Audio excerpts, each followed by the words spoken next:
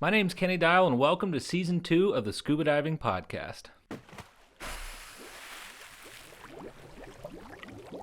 Captain Michael, thanks. Hello. Hey, thanks for coming back. Yeah, thanks for having me. This is the side of his boat here that we're leaned up against because it's windy as hell out here. It is. And this is the only place we could find. You've found a bigger tooth since the last time we spoke. I did. What's the size? 6 1/16. 6 1/16. Yep. And that 16th matters. You know what else matters? What? All Megs. Whether they're broke, whole, pretty, big, small, they're all important to me. Last time you told me you actually go home, you have a case, like I'd love to see the inside of your place. I wish we had time. So what do you do with them? They're in your case, you go home, like, so no one's there other than Casper, your cat. Casper looks at them, he plays with them. I don't think you let your cat play with those. No, I didn't think so. You actually, with no one there, just take them out and look at them? Mm-hmm. Still? Yeah. Never gets old? Nope. Why not? I don't know. We all do it. What do you mean we all? Everybody I know that does this for real. It's addicting. I was out there with you, and within 5 minutes, she has a, what did you say, 3 3/4? It's 3 3/4. Right off the bat.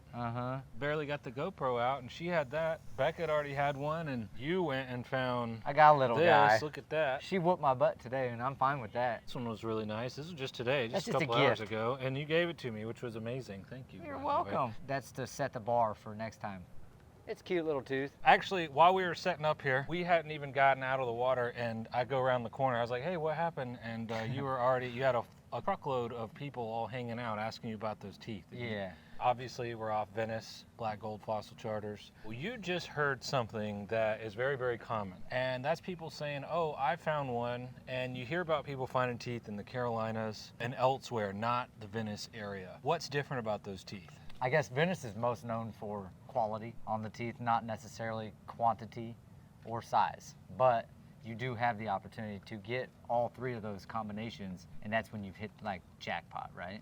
Carolinas, I believe, was a major feeding ground.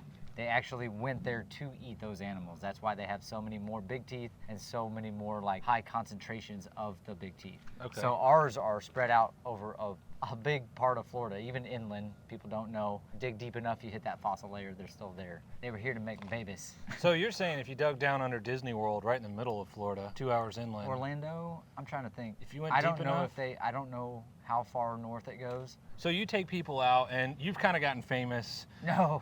Yeah, you have. No, we no, couldn't no. even get out of the water over here before people were pulling up. You know everyone on the jetties, they're waving at you. You know all the other boats. In fact, a big problem that we just had while we were out there is you said people will actually come up beside you and like figure out where you are, and then they mark it on their GPS and then take off. And there's not really anything you can do about it. Yeah, I mean, it's not illegal by any means, but I mean, have some decency, you know? Like, I mean, I wouldn't do it to a guy fishing, let alone somebody that took the time to go underneath the water to find something specific, and then somebody just to roll up and be like, oh, well. I try not to get upset about it, but it's hard not to. I mean, it's my job, it's my livelihood, and something I'm passionate about. Like, I specifically stay away from other boats because I don't want to dive where somebody else dove. You can't really be successful if you're not doing your own thing. Right, so find your own spots. I mean, really, yeah, there's plenty. There are so much areas out there that is unexplored. It changes constantly. Yep. So like I think Every storm, every cold front, yeah. storm, everything cold changes. front, and we were talking about how before when storms and cold fronts and things churn things up, it like snow globes the bottom, right? And then you're saying it can stir them up, but sometimes then there's a dust layer over the top. Well, it always has silt on the top. Always silt. Silt's gonna settle out, not like the last thing to settle out through the water. So anything that's exposed is gonna have that little light dusting of silt over it. But what can happen though, after each storm, those best spots can all of a sudden be the worst spot. Just because the way the material gets turned, maybe all the Megs got flipped out and they were all flying around and then they all got covered. And then you could go to a spot that wasn't so great before, and now that this same storm has gone through, maybe it helped another spot. So you check the other one and the other one seems like the Megs are just everywhere. I get this question a lot. People said, well, oh, back in the 70s and 80s, we used to find them everywhere and you can't find them anymore. It's all touristed out. What do you say to that? Bullshit.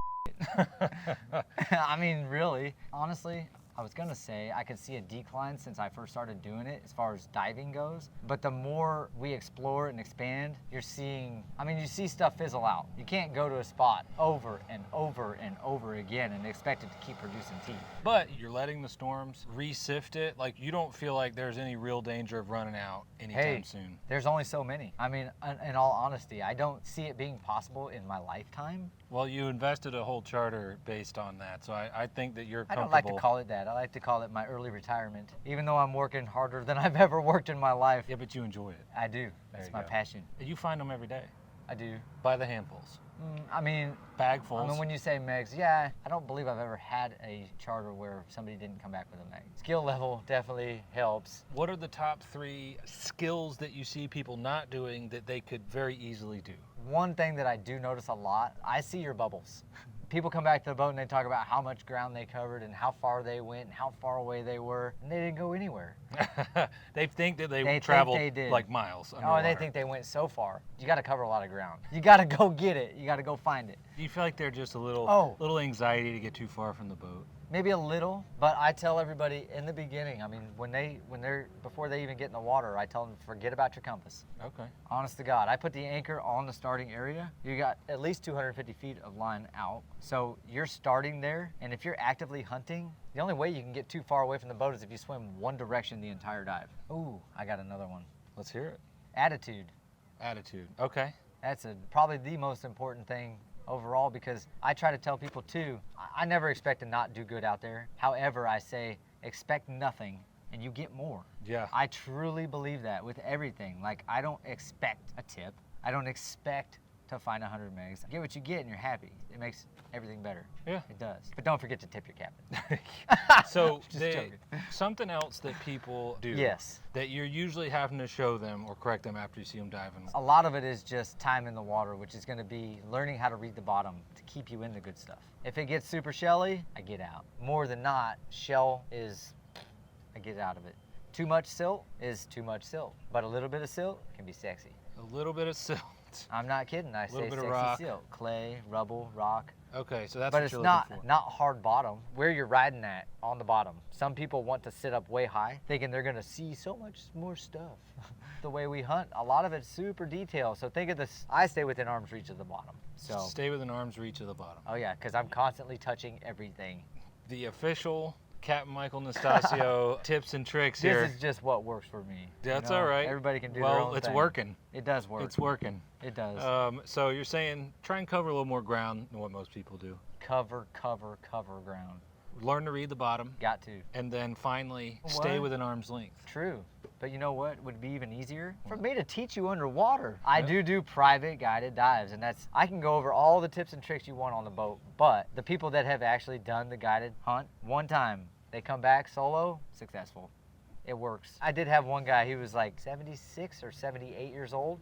He went home with 16 megs and Colombian mammoth tooth. What's the most amount of megs roughly that you've ever? So the most I've ever found, complete megs, whole, is 20. So you found 20 whole megs on one trip out? But that's my best day. But that doesn't happen all the time, and there's people that have done better than that. That's why we keep exploring too. Another thing you were telling me, you said that there are teeth planted out here. I'm talking about people do that when they're making videos. Now, people that do this can tell when a tooth is staged versus when it's natural. Sometimes people will move stuff or plant stuff, and you can tell that it's not a natural position the way it looks. So you can spot a fake one. And you said there's somebody that was actually planting fake ones? I forgot all about this guy. Yeah, tell me about that. We got a gentleman out at Casperson Beach. I won't say his name. The thing that makes me the most mad about it is that he actually lies to people. He lies to people on where these teeth are from. He lies on how he acquired them because he tells them that he dives. He dives and he found these teeth today. He gets them wet. He's got diamond polished teeth from the Carolinas that are super duper shiny. He told one of my friends, he asked how it got that way. He said from rolling around in the sand. Be honest with the people. I mean, that really just bothers me to know. Don't deceive people. We know, you can tell where a tooth is from just by looking at it. So you can spot a tooth that's from the Carolinas versus one that's found in Venice? Absolutely. Like immediately? Easy. What's the difference?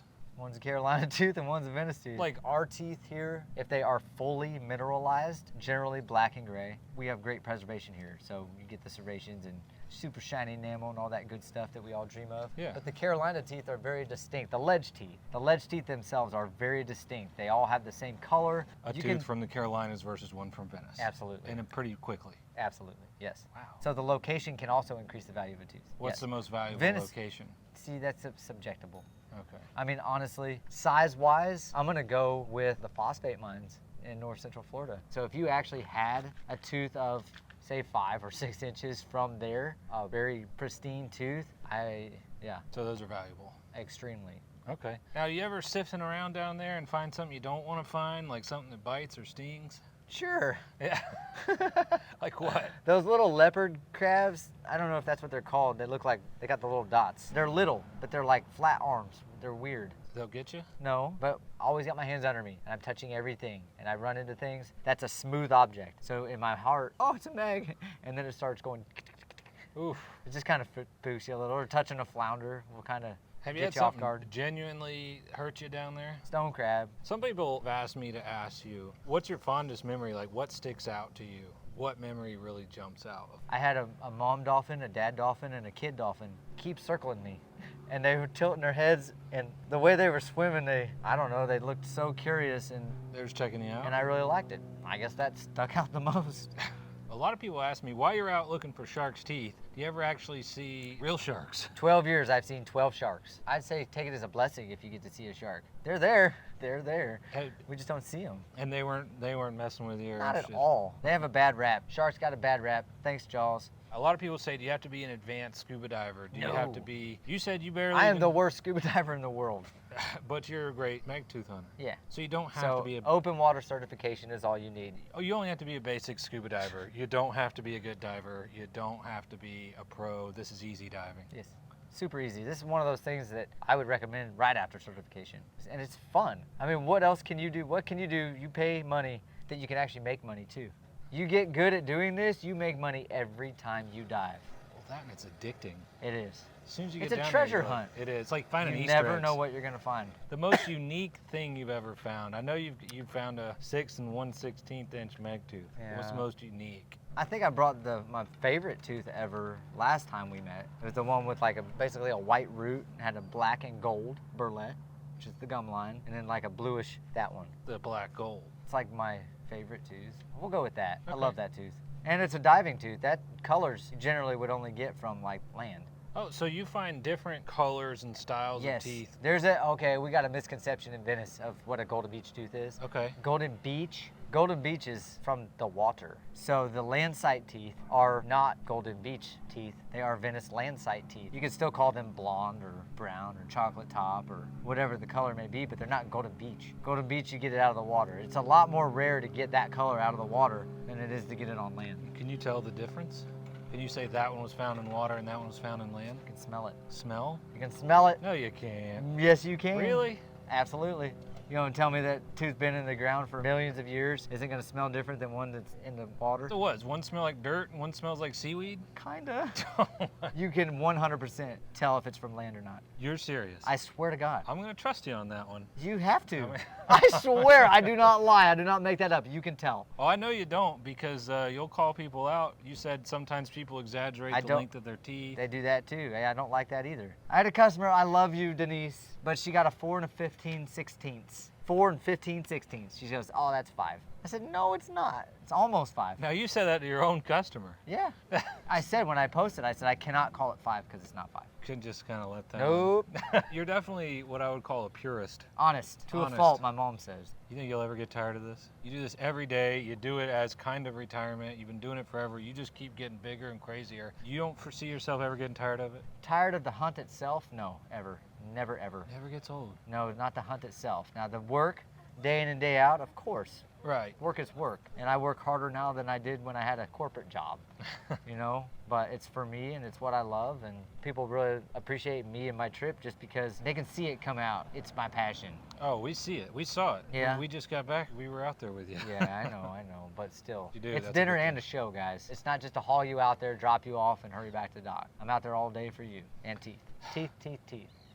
Now, you made these bags. I did make these bags. Based I on going out invented here and doing this every day. these bags. Yeah, so basically what happens is if you fossil hunt as much as we do daily, the Velcro bags, they don't hold up. The Velcro wears out and I got tired of replacing those bags. I've actually had stuff fall out of those bags because they would stay open. The whole reason I invented these with the magnet is so they don't stay open. That is the point. But so they're far, easy to put teeth into. absolutely. You And got this hooked on you open it, you slide your tooth in there and it shuts. It shuts itself. This is an infomercial now, And you by want to the know way. how many times it shuts? Every time.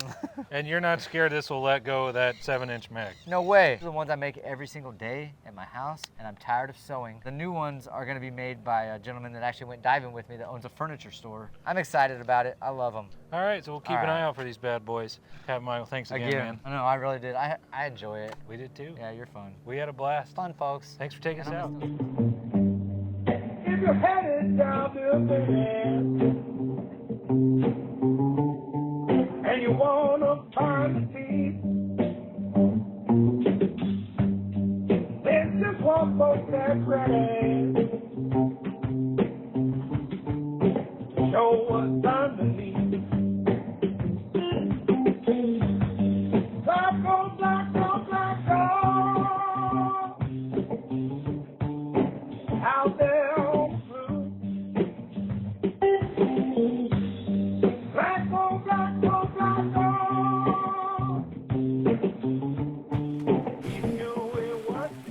Thanks for listening or watching if you're on one of the supported video platforms. If you want all things Sweetwater, like a signed copy of my children's book, merch like this shirt or the hat, online courses, or if you want to advertise for your dive facility, if you just want to follow us, go to sweetwaterscuba.com. You can follow my TikTok at Kenny_Dial, KENNY_DYAL. Our Instagram account, Sweetwater_scuba. Of course, the Down to 60 channels on all major platforms, and everything else we're doing to lift the underwater world. Thanks for being here, and let's show the rest of the world the rest of the world. Out there on the blue, blacko, blacko.